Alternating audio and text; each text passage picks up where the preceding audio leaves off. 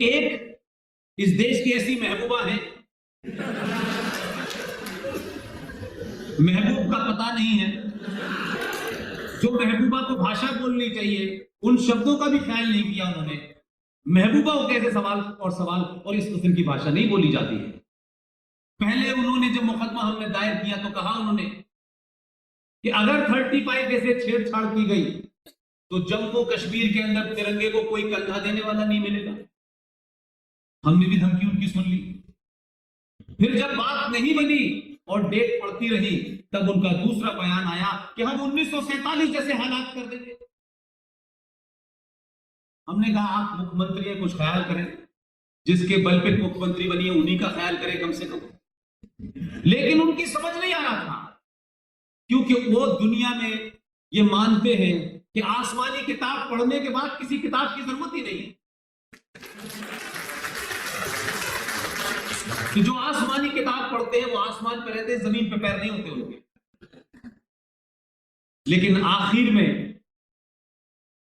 उन्होंने कहा, मंच पे आखिरी स्पीच है उनके जीवन की, उन्होंने कहा कि 35 एक बारूद से कोई खेल है, जो इस पे हाथ रखेगा उसका हाथ नहीं वो पूरा जल जाए। उनको लगता था ये कहने से शायद कुछ हो जाएगा। लेकिन ये चुनाव जब हुआ 2019 का तो देश को पता था कि भारत का प्रधानमंत्री कौन बनेगा। किसी के मन में शुबा शक नहीं था कोई कि कौन प्रधानमंत्री बनेगा। मैं उस वक्त भी कहता था कि ये कोई महत्वपूर्ण बात नहीं कि प्रधानमंत्री कौन बनेगा, देखना यह है कि पहली बार गृह मंत्री कौन बनता है।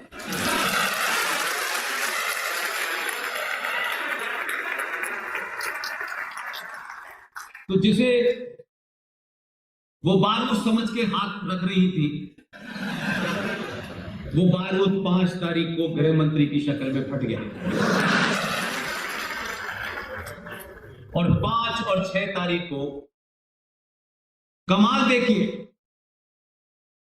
बाकायदा रिक्वेस्ट की गई है, ऑफिशियल नहीं, कि आपको जो करना है करिए, हमें हाउस अरेस्ट जरूर कर लीजिएगा, हमें नहीं पता हमारा क्या हाल होगा। लिहाजा वो हाउस अरेस्ट है, बारूद भी फट गया है, चीजें भी तय हो गई हैं। और मुझ जैसे अदने आदमी से मैं बार बार अपने साथी ओम यादव जी से कहता हूं कि ये तो कुछ उस किस्म की बात हो गई यार, हम तो कमरा लेने गए थे, उसने तो मकान हमारे नाम कर दिया। इसलिए मैं कह रहा हूं कि सिर्फ आर्टिकल 35 पे और 370 हटना बड़ी घटना नहीं है।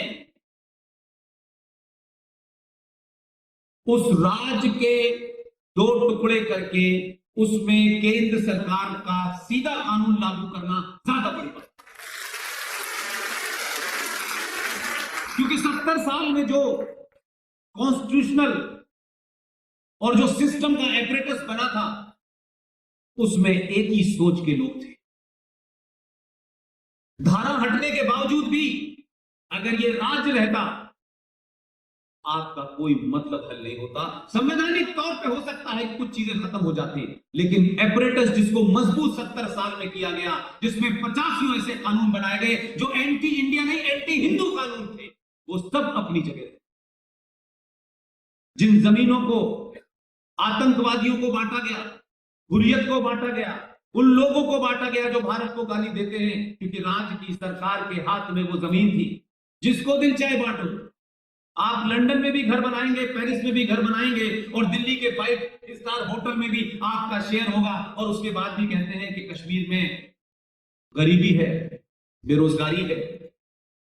तो अगर गरीबी थी पूरे हिंदुस्तान में, बिहार जैसे राज्य में, उत्तर प्रदेश जैसे राज्य में, पूरे भारत के लोगों को एवरेज पैसा जो मिलता है, किसी को 200, किसी को 250, किसी को 300, एक ऐसा राज्य जिसे आप जन्नत कहते हैं, जिसमें हरे रंग का उनका संविधान था, तिरंगा फहराया नहीं जा सकता था, जहां के विशेष अधिकार के तहत भारत के तिरंगे और भारत के राष्ट्रीय चिन्हों के अपमान को सजा नहीं दी जा सकती, ऐसे ऐसे प्रावधान थे।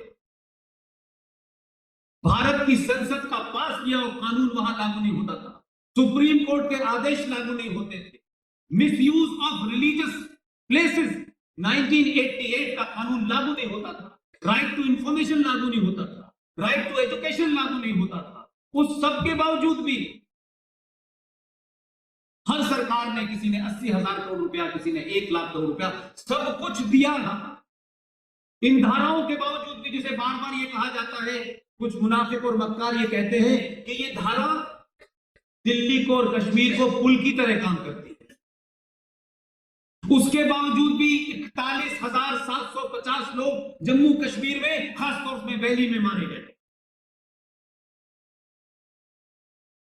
5.5 लाख कश्मीरी हिंदू पंडितों के साथ क्या हुआ वो मुझे बताने की इस देश को आवश्यकता नहीं, लेकिन इसका जिक्र इसलिए जरूरी है कि जिस दिन ये घटना घटी थी उस दिन भारत में प्रतिक्रिया नहीं हुई, तो लोग समझने लगे कि ये देश सोया हुआ है, कोई फर्क नहीं पड़ता। छोटी छोटी बात पर इस देश के अंदर बड़े सारे लोग खड़े हो जाते हैं, कोई पीआईएल एक्टिविस्ट खड़ा हो जाता है, कोई लिबरल के नाम पे खड़ा हो जाता है, कोई मॉडर्न के नाम पे खड़ा हो जाता है, कुछ मीडिया घराने आगे बढ़ जाते हैं। लेकिन जो लोग आज इस बात की चिंता में मुब्तला हैं और लगातार आर्टिकल लिख रहे हैं, और पड़ोस से जो बातें आ रही हैं, चाहे वो ईस्टर्न बॉर्डर हो चाहे वेस्टर्न बॉर्डर हो, उनसे भी मेरा एक सवाल है कि इसी भारत में हम सब जनरेशन के सामने की बात होगी। हो सकता है जो बच्चे 20-22 साल के हो उनको शायद ये घटना पढ़नी पड़ी हो, लेकिन जिनको हमने अपनी आंखों से देखा है वो मैं शेयर करना चाहता हूं।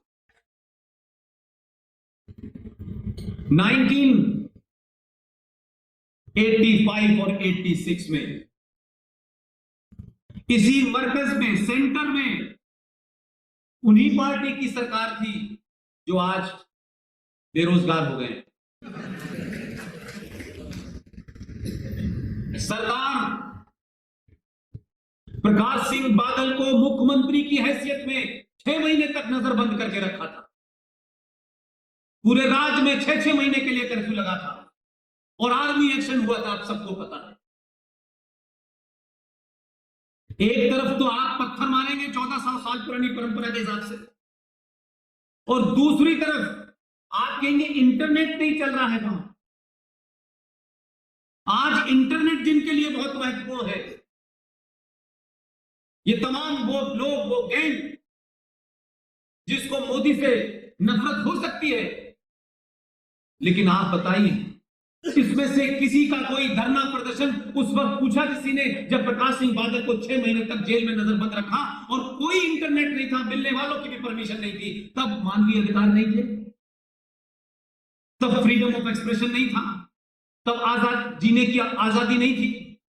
ये जो सेलेक्टिव अप्रोच है हमारे कुछ लोगों की और हमारे समाज पे उसकी खामोश रहने की, उसी की वजह है भारत में पहली बार एक राज्य का शख्स जो कश्मीर या जमहूरियत का नाम लेते लेते पागल कर दिया उन लोगों,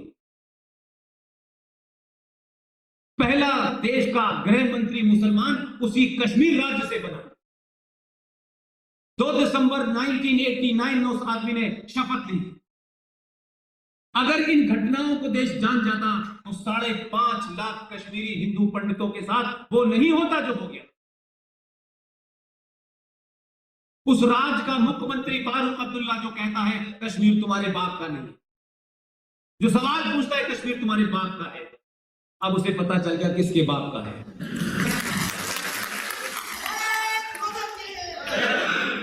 वो मुख्यमंत्री था, उसी राज्य का एक आदमी भारत का पहला गृह मंत्री था, मुफ्ती मोहम्मद सईद।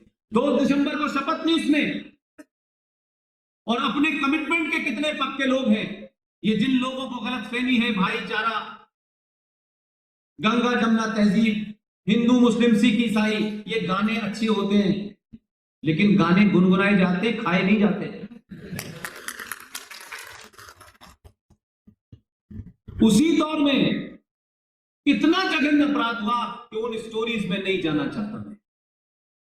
सब मौजूद है, अवेलेबल है, फर्स्ट हैंड अकाउंट है, जिनकी बहनों को, माओ को रेप कर करके मारा गया, बच्चों को उछाल उछाल के मारा गया, उनके घर वाले जिंदा हैं। जरा दिल्ली में जाइए, जम्मू में जाइए, सड़कों के किनारे वो लोग रह रहे हैं कि जिन्होंने कभी धूल नहीं देखी थी। कोई पान की दुकान, कोई बिस्किट की दुकान चला के अपना जीवन चला रहा है। पिछले 30 साल से ना मैंने मीडिया को देखा, न सुप्रीम कोर्ट को देखा, न लिबरल को देखा, न कोर्ट को देखा कि किसी ने ये चिंता की हो कि भाई ये 30 साल हो गए, क्या कभी इन्होंने कहीं होली मनाई थी? क्या इनकी भी कभी कोई दिवाली हुई है? ये कहां रह रहे हैं? इनको जमीन खा गई या आसमान खा गया?